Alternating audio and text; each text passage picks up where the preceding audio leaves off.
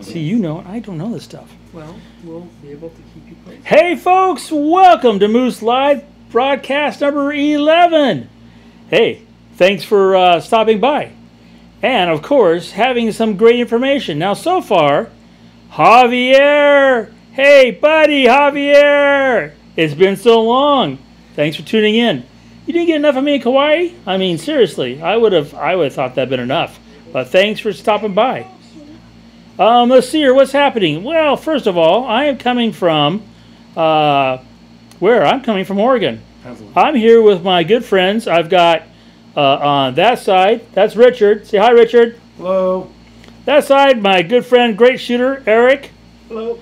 And somewhere, there she is. That's Auntie. There's Carol. Hey, the three of us, me, that makes four. We're up here in the Blue Mountains of Oregon photographing great gray owls. Having an actually great time. Now, are we good friends? Well, we're so good friends that just 3 days ago, we left Kauai after shooting for a week and met up here to go shoot great grays. I mean, how crazy is that? And before that, all of us, except for Auntie, we're at Photoshop World. So, yeah, we're all good friends, and it's a lot of fun. And, hey, that's something to crow about, having great friends to go out and shoot it with. So, hopefully this next half hour will encourage you to do some of that yourselves and a whole bunch more. So, Andrea, hey, how you doing? Emerson! Everybody say hi to Emerson. Emerson! I'm sure Emerson's now, turn off. Disconnect. Congratulations, Emerson. Hey, so, for those folks who aren't aware, Nikon has quietly released firmware updates for the D5 about 3 or 4 weeks ago, and then just on the 7th for the D850 and the D500. Now, these are minor fixes for setup menu, my menu, some other things like that. So I haven't blogged them, not going to put them out there, but I want you guys to realize those firmwares have been released and are out there, and you should go and do it. Okay? Let's see what else. Hey, Bill. Good evening to you too. Where is everybody coming from as far as the world? I know Javier, where you are. How about the rest of you folks? Well, tonight I wanted to sit there and see what people were ready to crow about. Now, I know this group here, okay, we got a bunch of things to crow about. One, we survived the heat and humidity of Kauai. I mean, I don't know how people live there and deal with that daily, let alone like places like Florida. I thought I was going to die. Just waiting at the airport to get on a plane on the coast in that cement blacktop there. It was just cranking up. It was just nasty. So we're crowing that we survived that. On the little bit of a downer side, finding the birds we wanted to photograph, especially those endangered ones, boy, that was depressing. If you didn't listen to the podcast this week, you know, when Richard and I went in and talked to the naturalist, and we said we want to go find those birds. Anytime. Haha, I caught her. Snoozing. Anyway, we went in there and to catch that naturalist, and she said, yeah, good luck. That was really kind of depressing. So it was, you know, that was hard to take. Let's see here. Got an Indianapolis from Bill. And Andrea, you are from Northwest D.C. Cool. Emerson, yeah, I know where you are. Hey, good dog. Hey, great to have you guys. So I appreciate you coming in. So, do any of you guys have something to crow about? Love to hear from you.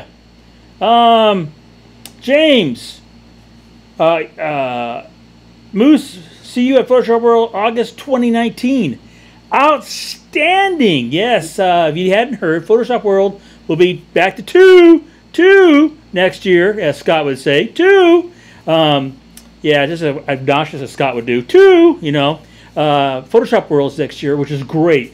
Orlando, East Coast, and then Las Vegas, West Coast next year. So, James, glad you're going to be joining us.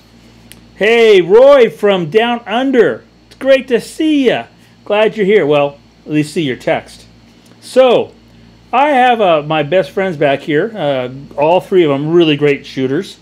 And I'm going to sit there and throw the mic to them for a second. Oh, Christ. Hey. well scripted group here, right? Anyway, just see what they have to crow about. And we'll start with the biggest complainer first, Richard. I don't complain. Come on, what do you got? Crow about? That I'm doing, my photography's doing really well, and I've been able to go on all these trips, and I'm having a lot of fun. Yeah, that's true. It's Richard's photography just keeps escalating. Even though he uses that other stuff, Canon, go Canon. He knows Nikon just as well and better than a lot of Nikon shooters. So yeah, his stuff is really great. Now here's one of my heroes that I think is just amazing. Image in Focus. Focus. In Focus Daily. In Focus Daily is her website. If you don't remember that, just go to my website. On the bottom, websites that I follow, click on it, and that's my good friend Miss Carol. So Miss Carol, what do you got to crow about? Well, I guess going on all these trips with Moose and my good friends. I can't. And she's still alive. And I'm still alive, and I'm old, which Moose keeps reminding me of. But I keep up Sharon, with these. don't listen. Up with these guys, and I have a great time. And my photography has improved so much in the last 5 years that I am loving every minute of it, and I go on more and more trips. So you can see why we don't give Carol the mic very often. But hey, Auntie, as we call her, and if you haven't tried Auntie's nuts, they're delicious. Anyway, go to her website. She's got not only really great photography, but everyone has a really great story and message. So it's really worth doing. And there's a picture of Auntie's nuts on there if you go back. Yeah. Yeah, I know one thing. One of the latest members to join Nikon Professional Service is a really great photographer. His link is also there on my website. He's got some, for the last 2 weeks, some really rockin' blog posts, and that's Eric Mitch. Eric, what do you have to crow about? Well, I feel very fortunate to be able to go on these workshops, learn the locations, see the biology, and. What do you have to crow about, man? Come on. NPS. NPS, absolutely. They've been great. You saw who had a prompt, the Nikon shooter, right? What can I say? Go Canon. Go Canon. Go Canon. Anyway, so Eric, go check out his website, ericmitch.com. Links on the bottom of my page. Really great stuff. So, let's see her. Hey, Marine. Hi, everybody. Hey, Marine. Roy, to crow about, I hate the way every photo has to composed in thirds. Well, Roy, who says that? Since you were going to bring up a favorite Moose rant of Moose's, that's me. You know, that rule of thirds, right? I mean, every time I see that, I think of that episode of Big Bang Theory when Sheldon's there and they're trying to break him of his compulsions and they do tic-tac-toe. And what does she do? She doesn't let him finish it. I mean, that's kind of how I think of, rule of thirds, okay? So first and foremost, get rid of the word rule, okay? Put in fallback, last resort, rule of thirds. Think of it that way. When nothing else seems to work, you might go there. But if you think about it not as composition, and if you notice I kind of avoid that word, think of it as arranging elements. So for example, right now, okay, actually I did take some time to arrange my friends back here. So I got Richard, the square, see that, okay? Not going to say why, but you can figure out why I put him in the square. Eric, he's floating in the clouds, okay? Then there's Auntie, okay? I arranged these elements, not based on rule of thirds, but how I wanted to tell a story and have fun. So when you put your eye at that viewfinder, think about arranging those elements to tell a story and have fun. Now, Eric likes to tell secrets to Richard, okay? He's talking to Carol. So, talking to Carol. If they start doing things behind me and I ignore them, there's a reason. So maybe that will help you, Roy, okay? Hey, John, good evening to you, too. Good dog, my crow. I get to fly over downtown D.C. on the 4th of July again. Hey, good dog, that's cool. A couple years ago when we did the Arsenal of Democracy flyover, that was really cool. I was on the ground. I didn't get up in the plane like my wife Sharon did. So, what are you flying in? And what are you photographing? And is it going to be fun? So, Roy, another thing, I guess, to to crow about. Portraits with the subject offset. Very intimidating. How about we put a positive spin on that, Roy? Now, portraits, right off the beginning, intimidating to me because it means I have to talk to somebody. If you notice, my cohorts, they're not sitting at the same table as me. They are behind me. I don't have to talk to them that way. It's intimidating, okay? So I understand that part. It's okay. And as I mentioned in my podcast this last week, the whole going to aviation was in part because of wanting to sit there and get past talking to people and making them more part of the story. So if you take the second to talk to those people, get to know the story a little bit more, maybe it won't be so intimidating. Let's see here. Anybody else? All right. So I'm not seeing anything else at the moment. Okay, cool. So we're up here in the Blue Mountains. First thing is we all have long glass. We have all those people who have an 800 millimeter. Raise your hand. All those people who have a 600 millimeter. Raise your hand. So I think it's always funny that the auntie, is sitting there carrying that big 600 f4, going through the forest, chasing these owls, and it's doing just as good as the three guys with 800 millimeter.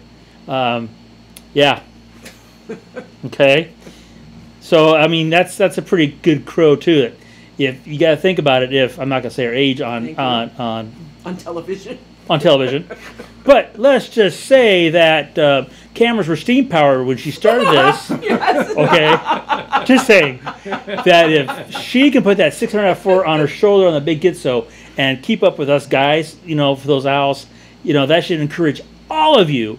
And that's something that I think she should crow about, because I think not only does she do a great job with the camera, but she gets the camera there to make the photograph. That's pretty cool. Let's see her. Roy. Let's see. Oh, good dog. Flying on the skid of a 203 Bell. Ooh, sweet. Photographing the parks. So, Roy. No. Good dog. So, are you doors off, harnessed to the floor, kind of hanging out on the skid? And then... are they doing a little bit of bank so you can shoot down on the parks? And is this for yourself or is this for a client? But that sounds like a heck of a lot of fun. And are you up there when they are shooting out the fireworks? Think of the angle of view you could get shooting out from the skid, right? Let's see here, Roy. What else you got? You really not gonna snooze cameras, not accepting OEM older batteries, many of which I brought to. Okay, so Roy, this is not a complain fest, okay? This is something to crow about.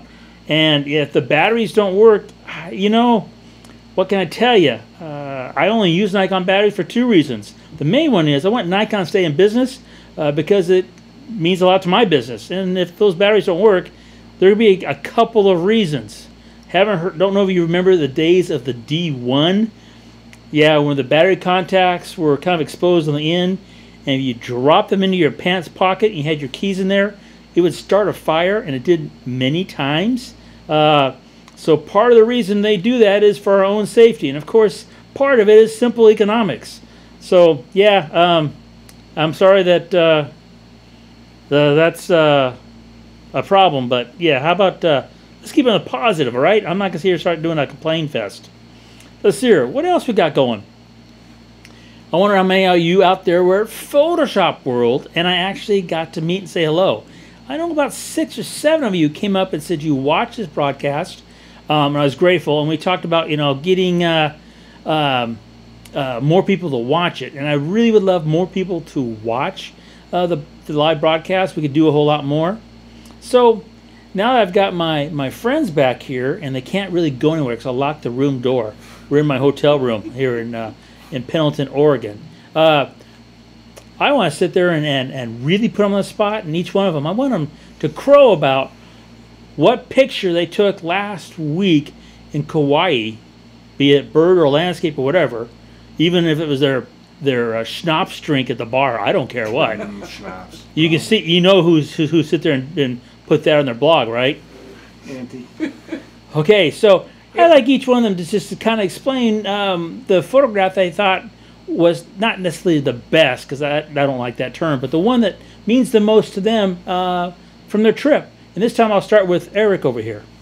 I'm going to say it's the Hawaiian stilt. Sun was going down, water was very calm, no ripples, and got a great reflection, and the light just hit the bird just right.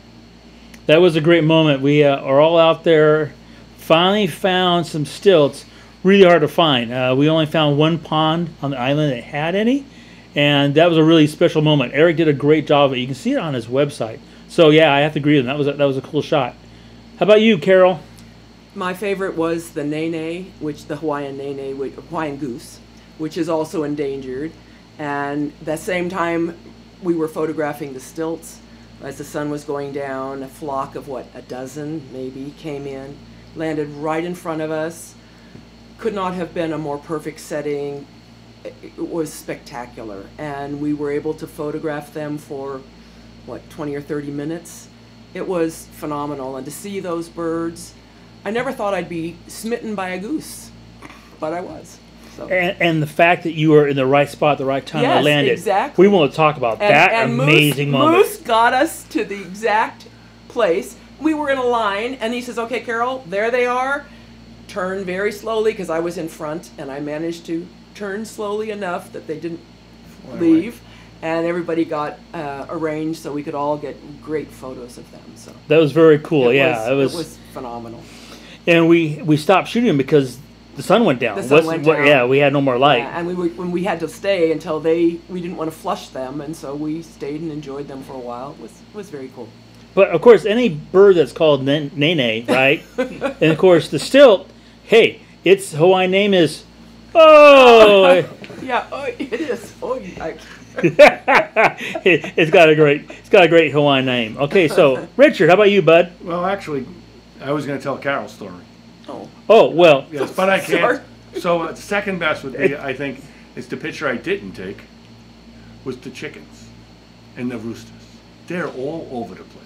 So the banner for this live broadcast is everybody in the world calls them chicken. There they call them red jungle fowl, right? Or fungal? Red jungle fowl. Right. We call them chickens. So that picture you see is one that I took on Kauai.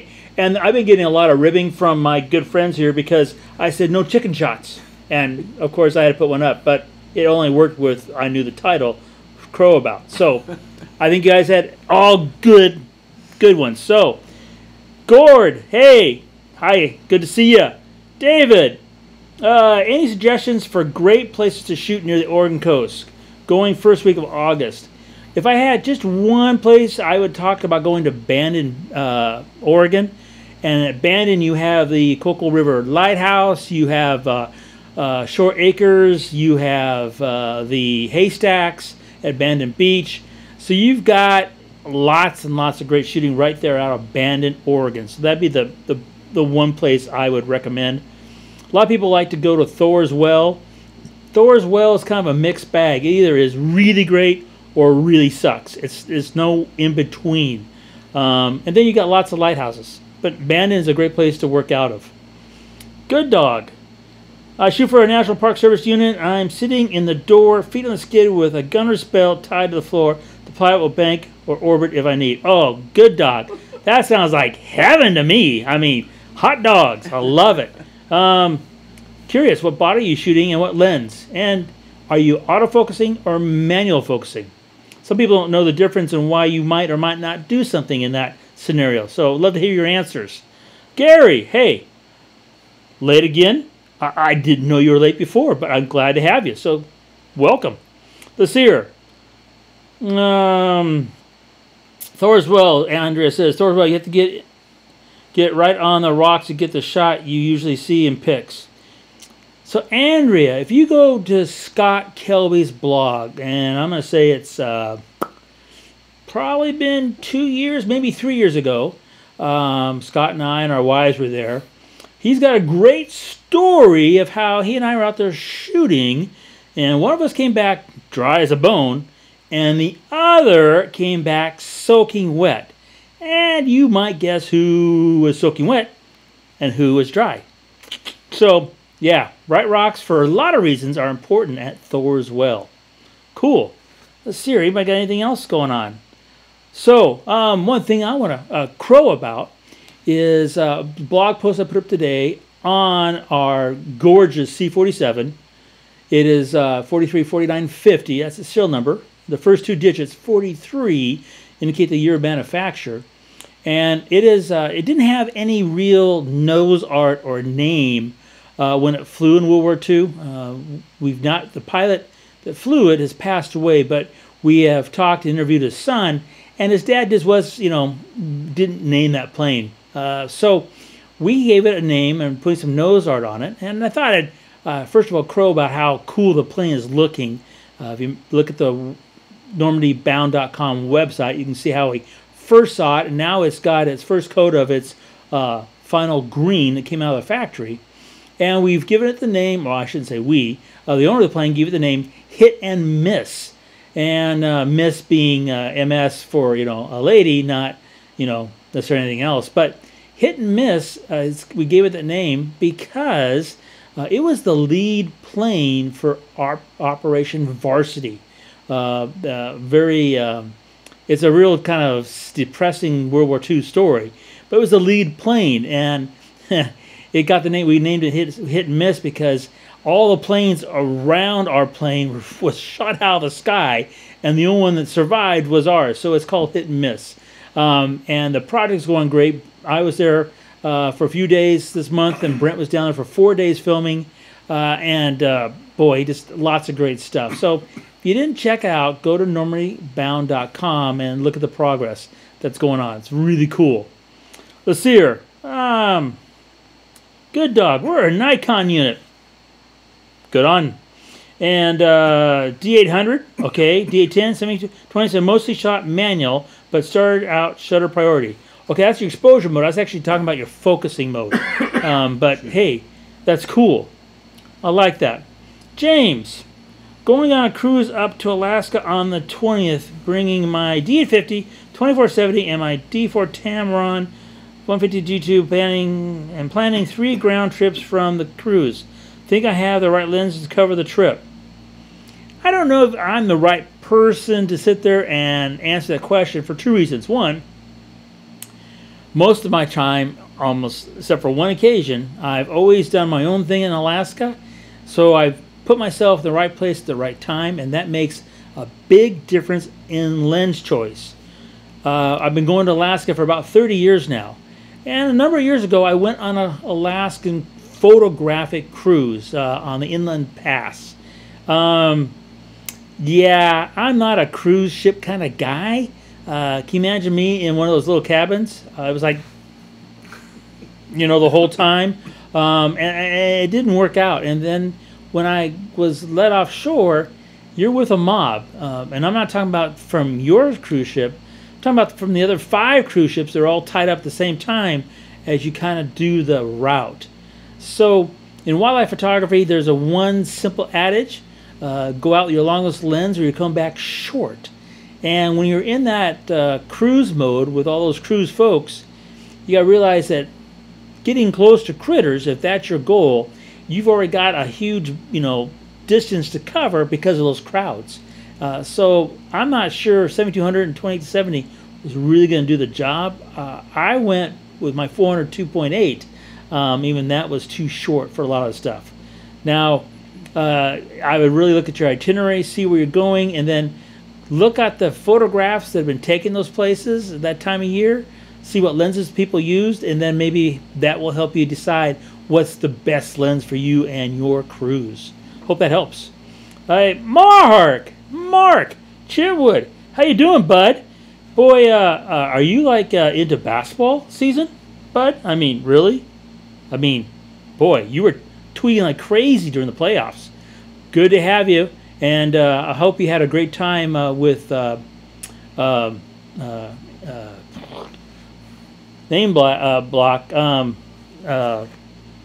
Oh boy, I can't think of him right now. I saw him. He's talking up with you guys. Jeremy. So hopefully you had a great time with Jeremy. So cool to have you. Roy says that James means a monopod. I don't know about that. I personally don't like pogo sticks, but if that works, that's fine. I really use proper hand holding, so I am not stuck to anything like that. And in a crowd, that's one thing that could be easily kicked, and that might not help you. But hey, if it works for you. Okay. Let's see here. Oh, good dog. Thanks. Using autofocus for speed. Okay, and then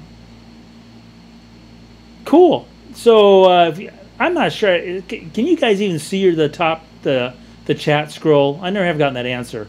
Can you guys see that when you watch it? Yes. Oh, okay, cool. So everybody, you can read Good Dog's answer. So perfect. I appreciate that. Thanks.